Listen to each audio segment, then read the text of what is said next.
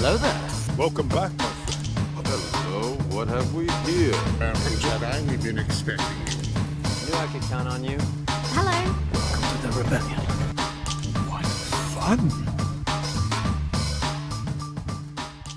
What's up, everyone? Hybrid here, bringing you a toy review today. This is one I am super duper excited about.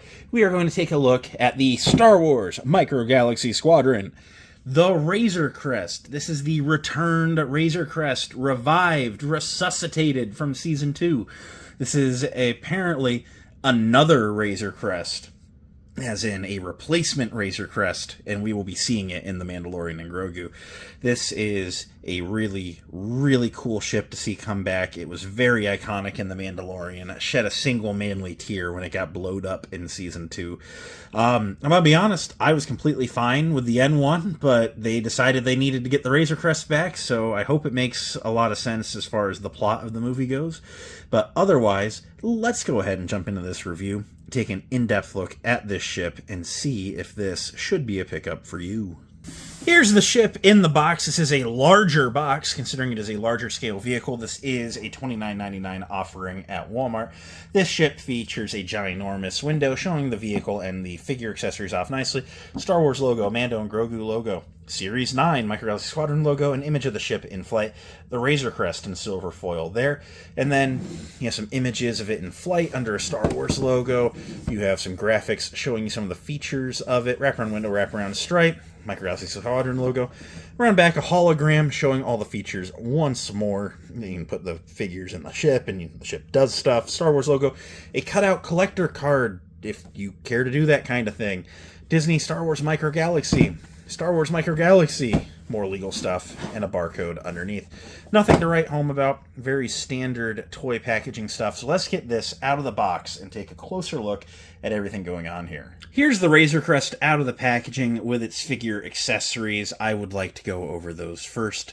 The only ones that are actually a true figure, or should I say one, is this Din Djarin with Grogu on his shoulder. It's a very nice figure. I believe it to be straight reuse from... Oh, there goes the jetpack. Pretty much straight reuse from the one that came with the first Razor Crest. Maybe some better paint overall, and not all the brown going on the legs. And then the difference here being his jetpack, which is a removable piece, but it features a sculpted-on Grogu clinging on for dear life to that side of the thruster. It is a cute little gimmick that looks like is going to be happening at least once in this movie. They've put it in a bit of the marketing for some of the toys, so I look forward to seeing how much that actually makes an appearance on screen. Now, this is our one and only actual micro figure. And worth noting, as I mentioned, the jetpack does come off. It is a separately stowable piece. It goes on a peg. Of course, that does then take away your Grogu. Now, this piece here, packed with the figures, is a weapons rack, and you see it features a peg in it for jetpack storage. This piece is very similar to one that we see in the Slave 1 sets that we've gotten, the Jango, the Boba Fett ones. The jetpack does not actually peg into this at all. It's incredibly loose and just doesn't work very well. I guess maybe, I don't know, you can push a thruster into it. Not a very well done accessory piece, but we'll look at the ship and I'll show you some other things about it. So this ship is head-to-toe reuse of our original Razor Crest all the way back in Series 1. And I gotta say, my initial look, this one's not on its landing gear, but it has it, I promise.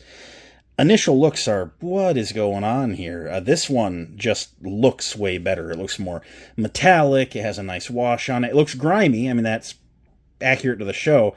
Looking at the movie, this looks to be a cleaner one in the film, but this just has a very plastic color gray to it, whereas this one, it looks like metal. It looks like grungy metal, and it just looks still like a toy, but way less than this one does. So I gotta say, just initial visual curb appeal on it, not really liking it.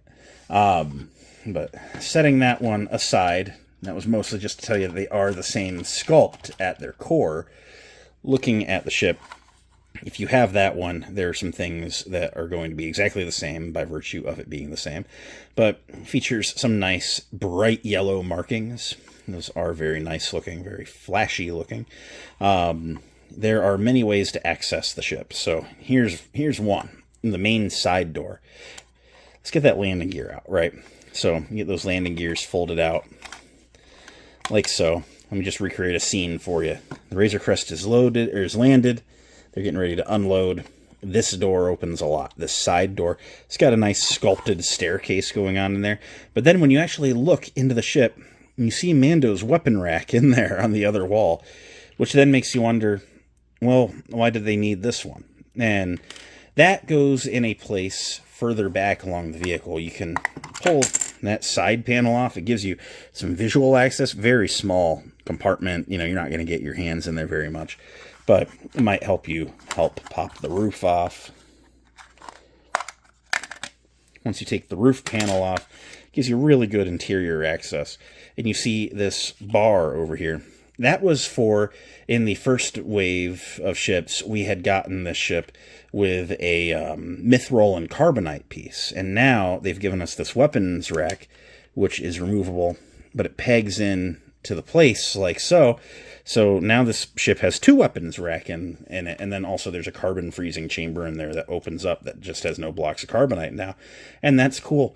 But if you look right next to it over here, that's a place to stow the jetpack from the first version of the ship, right there on the wall, like so.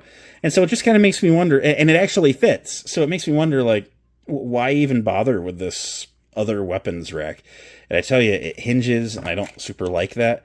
I think I'm just going to stow it in the carbon freezing chamber and just call it a day, you know, close that door and probably never open it again. But I can't knock them for trying to give us a little bit more, but man, I'd have rather gotten another figure ultimately.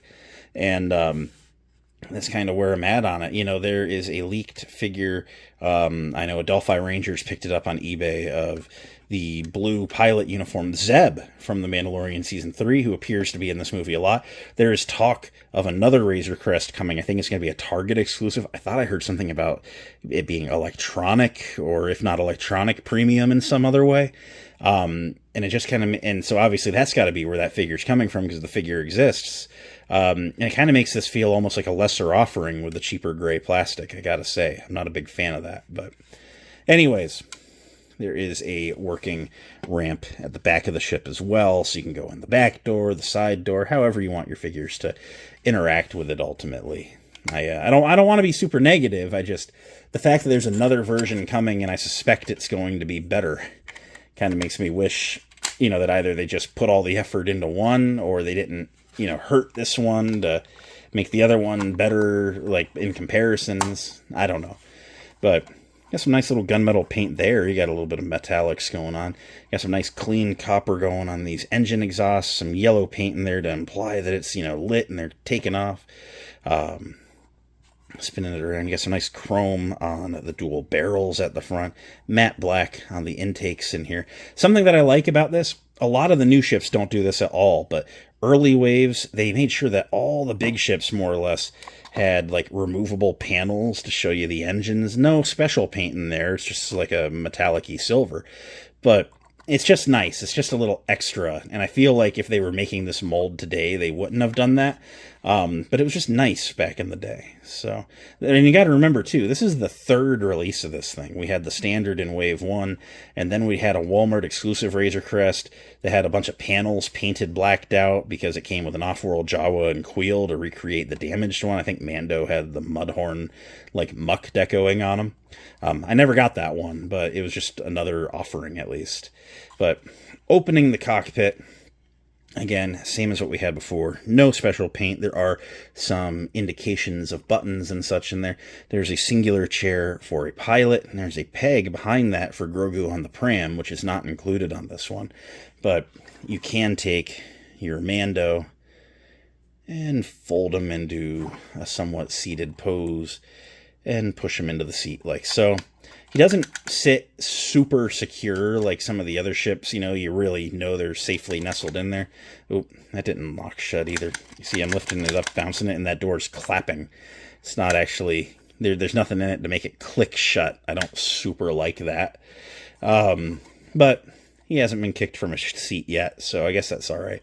The seats behind him, behind the Grogu thing, have those nubs to like hold the legs down. But yeah, just a little bit thrown on it. You know, I don't super dislike it, but just compared to prior offerings in the line, it very much feels like a toy. And a lot of the other ships in the line feel a little bit more like a model, and I'm just not as into that, you know.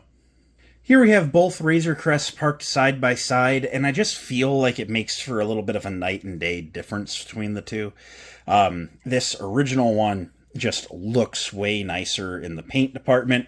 It comes with 3 figures, being Mando and Greef and Grogu, if you care to consider him a separate figure, but he does stand on his own here compared to being permanently attached to Mando's jetpack, versus just getting Mando on this one with much less paint overall and no wash on it, and they were the same price. They were $30, and that's really throwing me a little bit. I've always been big on repaints and lines. I don't care about a sculpt getting reused as long as it makes sense. The fact that he's getting another Razor Crest means he shouldn't have to make a new Razor Crest mold. You know, I'm A-okay with the reuse here, but it's charging the same price and offering a downgraded version that's given me a little bit of a bad taste in my mouth. This one over here should have come with more figures, should have had a nicer wash. The fact that it has less figures and less paint and is the same price, like, come on, Jazzwares. That's cheap, kind of dirty, and ultimately, I don't respect it very much. So at the end of the day, what do I think of this new Razor Crest? You know I spent a lot of this video tearing it apart, but I am happy ultimately to have some new merchandise for the new movie coming out. It's really exciting to get new things in hand, and despite knowing that a newer, better, allegedly version is on the horizon, I still bought it, you know? So it's like, obviously I don't hate it.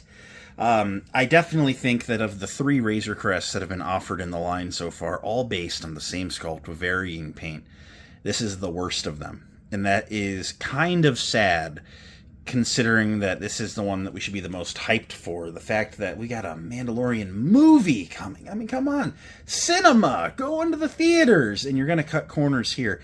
And it's something that I do kind of fear with a lot of the Mando and Grogu merch, because the fact that it's being based off of a show that's been running heavy the last couple of years, and we'd gotten a lot of toys from, you know, there's a little part of me that's like, a lot of these toy companies are probably going to try and push us some repaints. And again, I'm not a hater of repaints. It makes sense to repaint things. But sometimes the repaints aren't very good, and this is a case of that. The fact that Jazzwares didn't have to sculpt anything for this set except for a new jetpack for Mando, and then they decided to be like, well, how about a weapons rack that doesn't hold the jetpack and less paint? Like you're not offering me anything here. This would have been incredibly better with the inclusion of a Carson Teva figure or a Colonel Ward figure or the Zeb figure. And I don't care that those things might come with the other version that's rumored to be incredibly better. Let the paint and the electronics speak for that one. I don't want to pick that up just for the figure selection. I just think there should have been a lot more going on here. And if not that, throw in one of those blind bag ATSTs or ATRTs with a stormtrooper or something. You know, give me something to be excited for here. Ultimately, they really just got the sale from me by putting the Mando and Grogu logo on the box. I don't not recommend it, but I want you to pick it up knowing exactly what you're getting. So that's why I'm being so negative of it. And that said, I don't like being a negative person. So instead of quadrupling down, I'm just going to end the video.